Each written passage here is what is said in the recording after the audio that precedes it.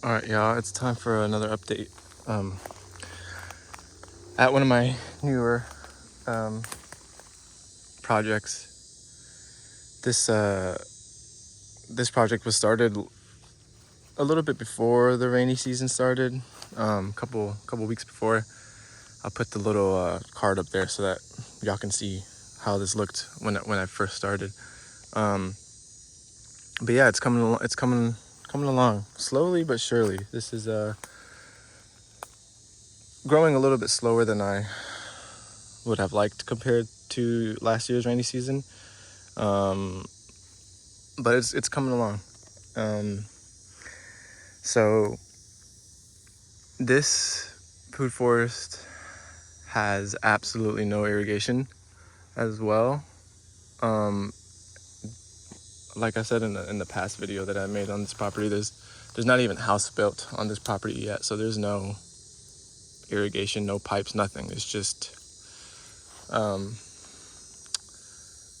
mulch and rain, and the client once in a while waters with maybe, I think, just like those 5-gallon blue bottles. But anyways, I figure I'd go around and show what's happening here, because even though it's been growing a little slow, it's definitely been growing, and things are greening up, and results are starting to show, which is awesome. So let's get going. So this is the spot that I worked on at the very beginning during the late winter, early spring, creating the beds and mulching very heavily. And then the places that I'll show afterwards are where the client started his own rows and things like that. So I sort of catching up to him, but I'll explain that in a bit. So let's just kind of go through the things that I have implemented. Mainly these nests here. So when you're working with absolutely no irrigation, it's critical to be really thoughtful about your consortiums, and really, not be afraid to plant, because the lack of water means you have to have more plants to reinforce, to make the system more resilient. So the pretty general kind of thing that I did for these nests were jack beans all around, the main focus in the middle, which is the bananas in this case, and then service species lined up kind of with the main plant. So you can see that all these plants here are helping to shelter the banana, which needs an adequate amount of water, and doesn't like to get, most plants when they're young don't like to get scorched by the sun. And this summer has been quite a dry summer, but more importantly, it's been a sunny summer. One of the characteristics of our summers here in Southwest Florida, is that there's a lot of overcast days, cloudy days, stormy days. So there's not as much sun as there is, in the winter, spring. Even though the days are shorter in the winter, spring, there's a lot less clouds, so there's a lot more sun. And here in the summertime, it's a lot hotter and humid for sure, but historically there's not as sunny. Things don't get just absolutely fried in the sun like they do in the wintertime, when there's a lot of sun and wind, for that matter. So because it's been a bit of a dry, sunny summer, it just goes to show how important it is to plant densely in consortiums. So here the client put his own spin on things, jack beans along the sides, and just a bunch of pigeon peas. Can't go wrong with that. Some papaya, moringas as well, some more pigeon peas. So the client is gung-ho on on going hard with agroforestry stuff, and it's super exciting. It relieves a lot of pressure off me, and it also, me and him are in the same, we just have same ideals, and he's right on board with a lot of the stuff that I practice. So it's been really nice to see him emulate the style and see a lot of results. He's been putting in cowpeas literally everywhere, and it's a nice little collaboration. I really like how things have been growing. But you can see there's a lot of stress signals for the dryness and the lack of fertility. A lot of these squashes, a lot of these annual type vegetables stuff, they need that bit of extra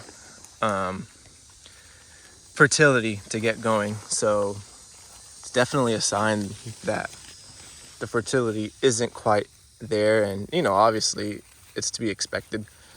We're just starting out, but things are starting to get a little bit more fertile. It's still very sandy here, but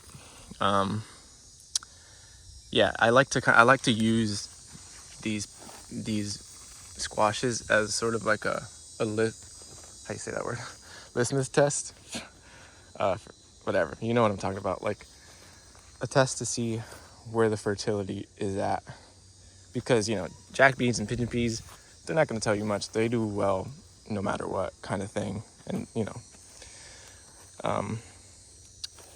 any of those other support species that are really resilient. But things like this really give you an accurate kind of telling as to how fertile the soil is.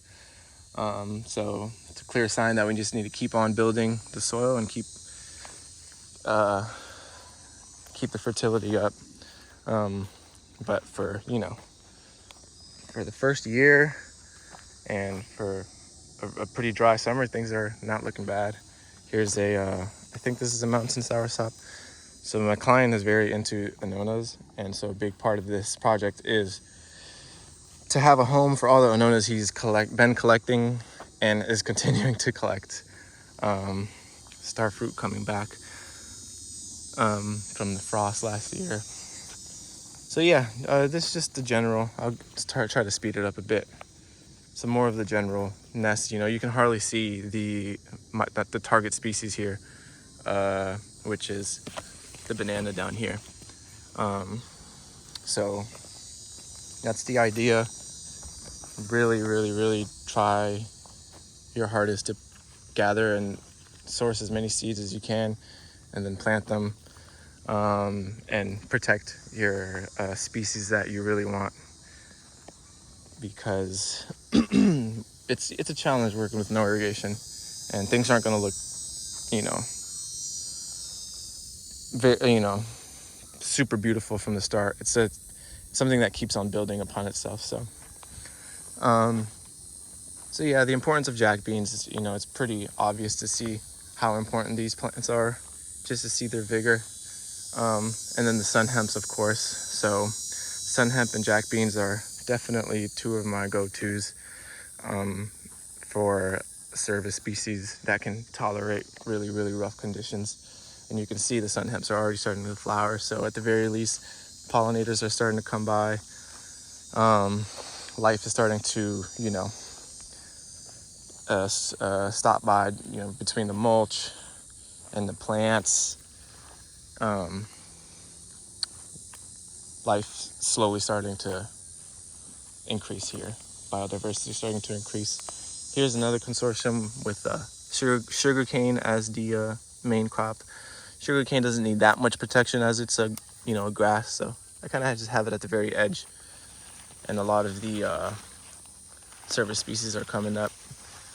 A lot of moringa, a lot of okra too. See what happens with the okra. It's another one of the sort of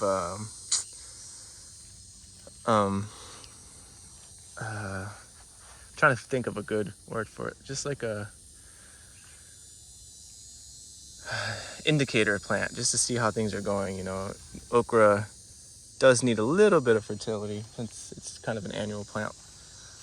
Not a crazy amount of fertility, but it does need some fertility. So it's nice to see that some of these okras are doing good. Look, I think they're actually starting to put on some little okra babies.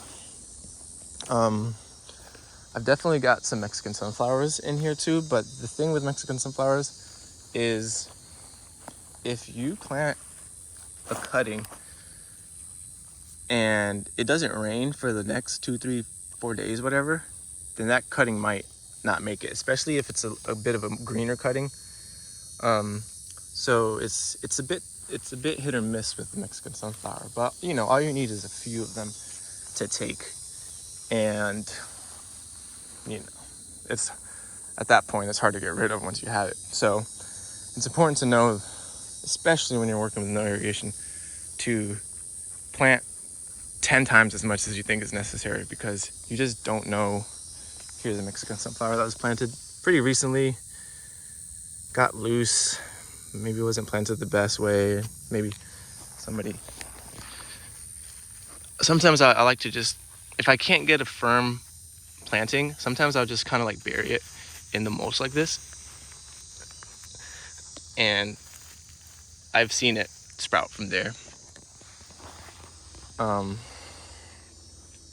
lot of the things that he planted, you know, fried in the sun, Suriname cherry, and it's just the reality, you know, if you don't have plants protecting your plants that you want, the reality is that the sun, especially in a summer like this, that sun will take plants out left and right. This area was the area that I kind of like started and worked on, and now we're starting to get into the spots that he opened up. So I kind of just gave him my general sort of efficient way of doing things, make mounds, and in the dips that you create from making the mounds, we stuff with mulch. And he's kind of been doing that at all the different places, kind of just scattered around. Love his gung-ho mentality, but I gotta keep up with it, you know. I'm more of a let's focus on the small portion and do that very well kind of guy. But you know, he has a lot of trees and he has a lot of space here, so he's trying to get all these places planted, which is nice. It's nice to have that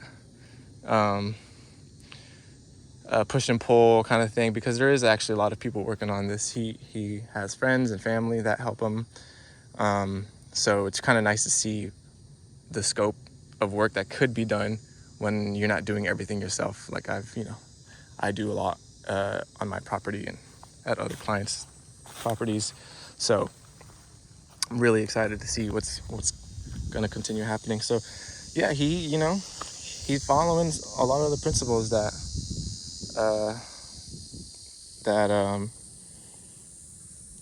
syntropic practitioners teach and that I follow. So got some Annonas here. Put a line of sun hemps. Look, they're all coming up. I think he did that. I'm pretty sure I didn't do that. I forget. Looks like a June plum. A lot of pigeon peas, which is nice. You know, we're gonna have to thin those at some point. Random bananas. What I like about this client is that he's not afraid to plant. Like, that's one of the biggest battles, I guess, or like something that I have to stress to clients and people in general when they're planting. It's people like to collect a lot of plants and then get really indecisive about where they're going to plant them, and then end up not really planting, end up planning much more than planting, and a lot of the plants never make it to the ground and end up dying in the pot, or just withering away, because you know, a pot, you can only keep a plant in a pot for so long, and things just don't move because of people's indecisiveness. But this client is just whacking things in the ground everywhere, which is awesome.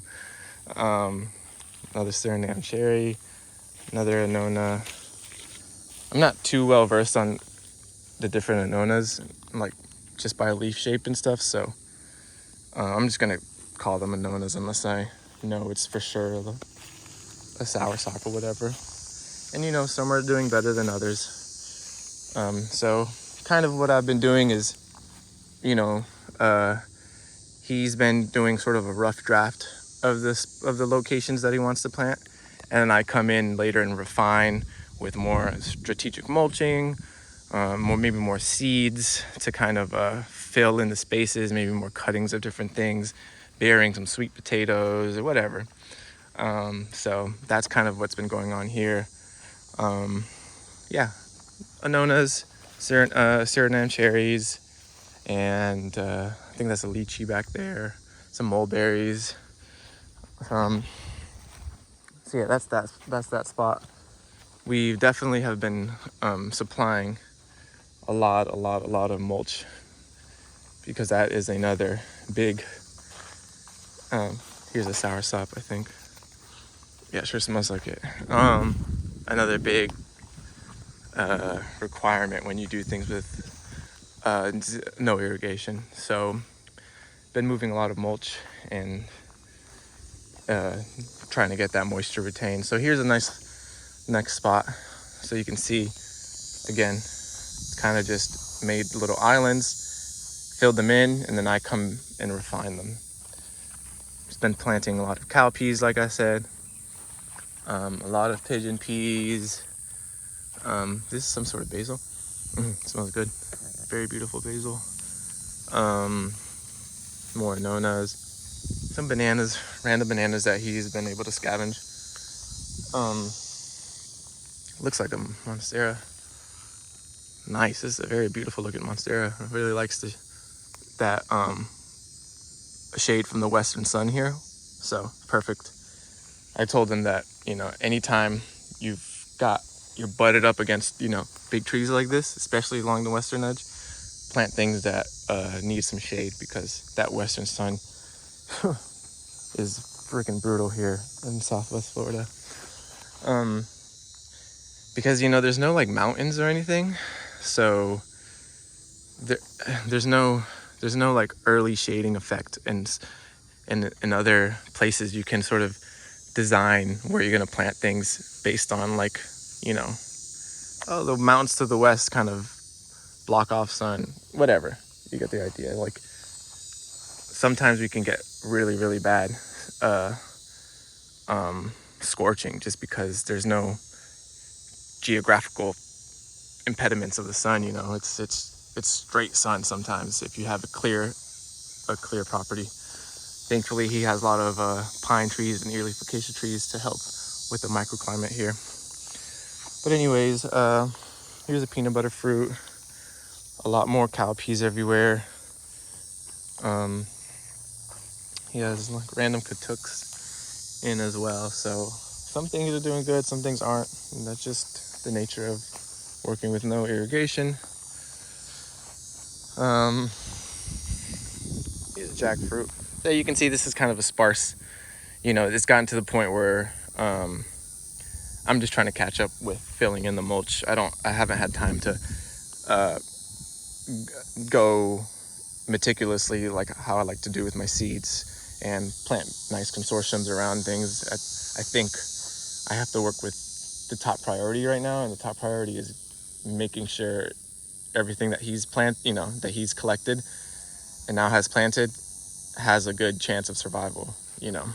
So here's a perfect example. This is a yellow mombin spondius, recently planted, but needs more mulch around it because the moisture will be locked in with that mulch around it. It's a Suriname cherry. I think some of those Surinams are like the Brazil's black one. This client is like I said, a collector of like nice plants. Quite the opposite of me. I'm kind of just like content with whatever basic plants. But this client loves the rare stuff. Barbados cherry over here. I think this is let's see what kind of mango this is. Keat mango. So yeah, so there's like grafted stuff here and some high value trees here. So I gotta focus my energy on making sure that they are supported for success, you know, because there's some nice trees here. Valencia Pride. I've also been doing a lot of pruning, because what happens a lot with trees that you keep in pots for too long, they just kind of like, you know, try to reach the sun at all odd angles because they're crammed somewhere, or they just don't grow the best, especially if you like move them around a lot. And just, so what happens, especially with like species like mulberries, they kind of just get weird and lanky and very structurally not sound. So anything that he's planted, I've kind of looked at it and, you know, been like, okay, this is definitely not good for the plant. Let me prune it back. And then you can see, especially with something like mulberry, how they respond. Now they got a little bit better of a structure, and they're going to put some more energy in the new shoots. Yeah, I mean, that's kind of the vibe here. A lot of Jamaican cherry trees as well, which is nice. I really love those trees for starting out system. This is where I've been working on this morning. Nice little tiny gated fenced area. And he put a lot of Annonas here, and it was a little bare, so I've been mulching really heavily. And the nice thing about getting a varied amount of mulch, like a variety of mulch, is that you can choose which mulch you want. You know, there's a palm, which is good for like putting on top of material like this. This is like a lot of oak leaves that break down faster and are a lot more like juicy. So you can put this down first and then put something with high silica and carbon like these palm fronds on top to trap that moisture in. So I always advise people to not try to just buy the ground up mulch that a lot of the mulching companies sort of sell as like a pre-packaged thing. It's kind of all uniform and all looks the same. I always like trying to get it straight from the tree companies, fresh, so that you can have that variety of different things, and you can use them for different purposes. So yeah, you can see he's been doing, you know, been getting a little creative, doing a nice little circle here around this Jamaican cherry tree right here. Different Annonas species, and I've been coming in with the mulch, and I've got a lot more work to do here. But I just wanted to give a quick walkthrough of the of this property. I don't know what to call this property yet, just so I can start differentiating the different properties. Maybe I'll call this the Annona property. Yeah, I like that. Annona land. This client is an Annona geek, so I think that's what I'll start sort of referring to this project as, the Annona project. So yeah, things are coming along, and I've got a lot of work to do to catch up to this client's eagerness. But it's so awesome to see, and this is what it's all about. This is the ideal partnership for me. And I really am so excited to see what's going to come of this project. But for now, got a lot of work to do to take care of these trees and make sure they're nice and mulched up. So, see y'all on the next one. Peace.